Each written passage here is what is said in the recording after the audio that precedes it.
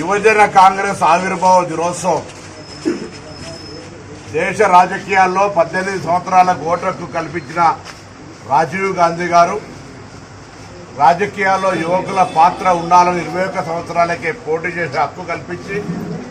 ప్రజాస్వామ్య నిర్మాణంలో యువకులకు పాత్ర ఉండాలనేటువంటి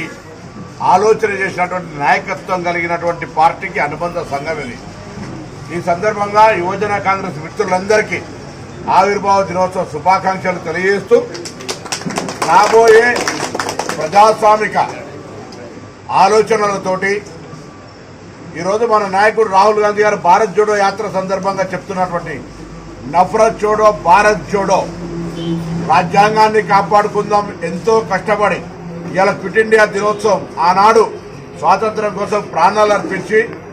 అనేక సంవత్సరాలు స్వాతంత్ర సాధన కోసం పోరాడి స్వతంత్రం సాధించుకుంటే కష్టపడి రాజ్యాంగాన్ని రచించుకొని స్వేచ్ఛ ప్రజాస్వామికంగా మన హక్కుల్ని మనం వినియోగించుకునేటువంటి ఒక మంచి వాతావరణంలో ఈరోజు దేశ రాజకీయాలు కలుషితం చేసే విధంగా వ్యవస్థ జరుగుతోంది. దాన్ని అధిగమించడానికి యువజన కాంగ్రెస్ చాలా శ్రమపడాలి. ఆనాడు స్వాతంత్ర ఉద్యమంలో మనం పాల్గొనకపోవచ్చు, కానీ ఇప్పుడున్నటువంటి రాజ్యాంగాన్ని రక్షించడానికి మొన్ననే జై బాపు, జై భీమ్, జై సంవిధానంలో పాల్గొనే విషయంలో కావచ్చు, ఇంకా భవిష్యత్తులో కాంగ్రెస్ పార్టీ నిర్మాణానికి సంబంధించి ప్రజా సమస్యల పరిష్కారానికి జరిగేటువంటి అంశంలో కూడా ప్రభుత్వ కార్యక్రమాలను ప్రజలకు అందజేసే విషయంలో కూడా యువజన కాంగ్రెస్ పెద్ద పాత్ర పోషించి రాబోయే రాజకీయ వ్యవస్థలో యువజన కాంగ్రెస్ కు పెద్ద పాత్ర ఉండి భవిష్యత్తు రాజకీయ నిర్మాణంలో ప్రజాస్వామ్యంలో యువజన కాంగ్రెస్ ఒక అగ్రభాగాన్ని నిలబడాలని ఆకాంక్షిస్తూ నా యువ మిత్రులందరికీ ఇది మీ వ్యక్తిగత జన్మదినాలు ఏ విధంగానో